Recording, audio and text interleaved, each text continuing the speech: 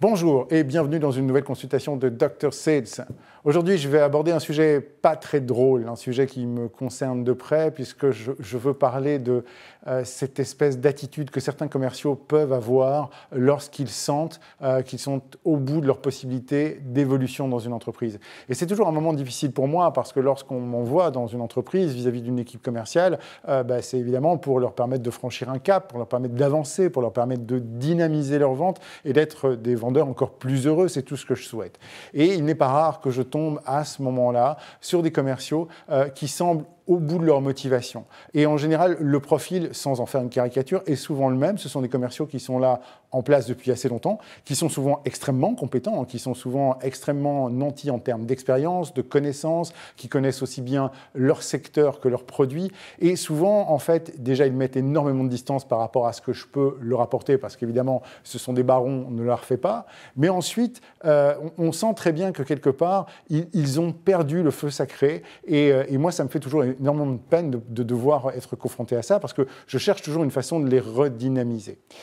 Et en fait, souvent, ce qui peut se passer dans les fonctions commerciales, et j'ai pu observer ça dans des dizaines d'entreprises différentes, c'est qu'il y a un piège qui va emmener certains vendeurs à s'enferrer eux-mêmes dans cette espèce de zone de confort qui devient une véritable prison. Souvent, d'ailleurs, ces commerciaux sont victimes du syndrome que j'appelle le syndrome d'un jour sans fin. Vous avez tous vu ce film où le héros revit tout le temps la même journée et tout le temps la même journée encore et encore. Eh bien, c'est exactement la même chose. Je vois des commerciaux qui revivent la même journée, la même semaine, les mêmes débriefings, les mêmes tableaux d'objectifs, et ça continue. Et en fait, il n'y a plus d'espoir d'évolution. Comment ça s'est passé?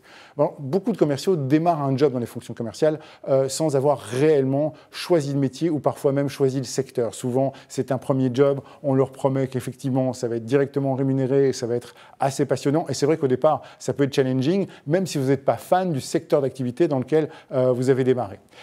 Mais au bout d'un certain temps, très rapidement, pour quelqu'un qui a une bonne aptitude commerciale et quelques bonnes techniques, les résultats peuvent arriver très vite. Et donc, finalement, la motivation à faire commence à un peu descendre, puisque le revenu commence à arriver, la situation de confort commence à s'installer, on commence à connaître les trucs et astuces, on développe son secteur, et au bout de 2, 3, 4, 5 ans, on finit par effectivement avoir une bonne maîtrise de l'ensemble, et on n'a plus vraiment de raison de changer. Or, c'est à ce moment-là qu'il faudrait quand même se pousser un minimum, parce que si vous laissez cette situation perdurer, il va vous arriver quelque chose de beaucoup plus compliqué à gérer.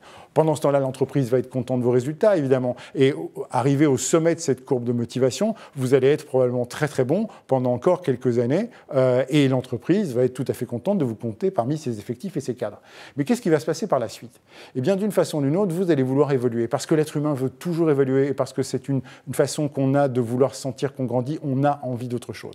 Et souvent, je vois les commerciaux coincés à ce moment-là. Ils veulent évoluer en général vers des postes de management, ce qui n'est pas toujours un choix judicieux, parce que les meilleurs vendeurs ne sont pas toujours les meilleurs managers, les jobs étant particulièrement différents et les enjeux sont vraiment parfois complètement divergents. Et je connais beaucoup d'excellents vendeurs qui finissent par obtenir une fonction managériale, qui sont très déçus et très mécontents par la suite. Mais rien que le fait de se positionner dans la course au poste de management va créer à ce moment-là des tensions, des dissensions, parce qu'en fait, en général, il y a assez peu de postes de management et ils sont pourvus. Donc, il n'est pas rare de voir en plus des guerres internes s'opérer. Et évidemment, tous ceux qui n'auront pas été élus vont commencer à ressentir, à avoir des ressentiments négatifs par rapport à l'entreprise qu'ils ne les auraient pas choisis.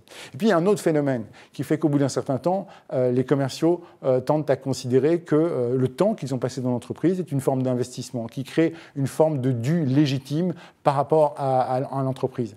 Et là, effectivement, je sens qu'il y en a certains d'entre eux qui n'osent plus bouger parce qu'ils se disent quelque part, si je pars de cette entreprise-ci, eh bien, je mets à la poubelle cette espèce d'investissement, cette espèce de durée. Il y a plusieurs choses à faire et elles sont essentielles à mon avis si vous voulez sortir de ce piège et sortir de cette journée de routine sans fin. D'abord, c'est vous préparer au changement tout le temps. Je préférerais que vous tombiez amoureux du métier de vendeur plutôt que vous tombiez cadenassé dans un secteur d'activité. Je préfère 1000 fois que, alors que vous étiez dans un domaine X, vous excelliez dans un deuxième domaine Y en fonction commerciale, plutôt que vous cherchiez désespérément à obtenir un poste de manager dans la boîte qui vous emploie déjà. Qu'est-ce que vous pouvez faire en l'occurrence si vous sentez que vous commencez à tomber dans cette faille motivationnelle? La première chose, c'est essayer de retomber amoureux de ce que vous faites. Il n'y a pas 36 000 possibilités pour retomber amoureux de ce qu'on fait.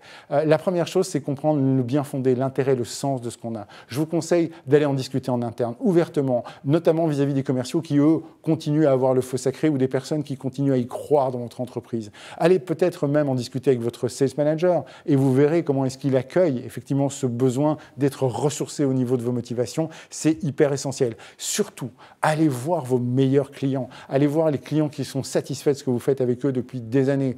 Eux auront peut-être les mots pour vous convaincre que ce que vous faites est beau, utile, généreux et leur sert au quotidien. Et là, peut-être que vous allez pouvoir récupérer une dose de motivation supplémentaire pour vous continuer à vous donner envie de faire ce travail et récupérer la niaque et la dynamique. Et d'ailleurs, petit message, on devrait toujours commencer la formation des jeunes commerciaux en les emmenant voir les clients extrêmement satisfaits au lieu de les balancer directement sur des prospects qui ne connaissent ni d'Ève ni d'Adam. Montrez-leur à quoi le résultat final correspond, c'est important. La deuxième chose que vous pouvez faire, c'est demander à l'entreprise, plutôt que de vous promouvoir ou de vous donner une fonction supérieure, d'investir en vous. Au lieu de demander un poste de management, demandez un bilan de compétences, osez faire le tri entre vos talents aujourd'hui exploités et ceux qui ne le sont pas encore. Osez demander à votre entreprise de vous accompagner sur du coaching, de la formation, sur de l'évolution personnel, c'est fondamentalement important. Ça va être beaucoup moins problématique à obtenir qu'un poste ou qu'un titre, et cela vous sera plus précieux parce que c'est portable. Ça veut dire qu'à partir du moment où vous avez travaillé sur votre propre éducation va vous rendre monnayable dans plein d'autres entreprises, alors que le poste que vous avez occupé dans l'entreprise X ne vous garantit absolument pas le même poste dans l'entreprise Y. Troisième chose, retomber amoureux de quelque chose. Essayez d'économiser sur votre temps personnel pour cultiver vos propres passions. Il faut un domaine de votre vie qui continue à vous passionner, à vous motiver, pour une bonne et simple raison, c'est que ça va continuer à vous donner le sentiment d'avancer. Et à l'heure actuelle, il y a moyen, quelle que soit votre passion de base, que ce soit la collection d'éditions rares de livres, la collection de cartes de joueurs de football, le jardinage ou la voile, il y a de plus en plus de moyens de rentabiliser ces activités, de les commercialiser, d'en vivre de petites sommes ou de grosses sommes. Aujourd'hui, vous possédez tous des outils de marketing qui vous donnent accès à des marchés directement. Qui sait, demain, vous allez peut-être intéresser une entreprise de ce secteur-là, parce qu'en plus d'avoir cette passion-là, vous avez un talent commercial, ou grâce à votre talent commercial et entrepreneurial, vous allez probablement démarrer une nouvelle activité. Mais de grâce, réveillez-vous et ne tombez pas dans cette routine infernale. Challengez-vous. Challengez-vous non seulement pour vous-même, parce que la meilleure chose que je vous souhaite, c'est d'être heureux tout le reste de votre vie professionnelle. Et quand vous comprenez la place que votre vie professionnelle va occuper dans votre vie réelle, vous comprendrez que vous avez tout intérêt à être heureux au travail d'une façon ou d'une autre et à en prendre la responsabilité. Mais ensuite, en ne mettant pas vos talents commerciaux au service de produits et de services géniaux, vous privez le monde de votre talent. Et j'ai envie que votre talent serve à ce que le monde change.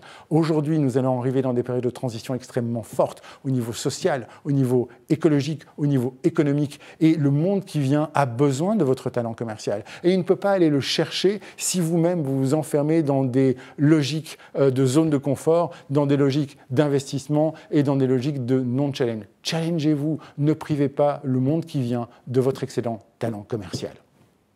On se retrouve dans un prochain épisode de Dr Sales et n'oubliez pas que la santé de votre entreprise dépend avant tout de la santé de vos ventes.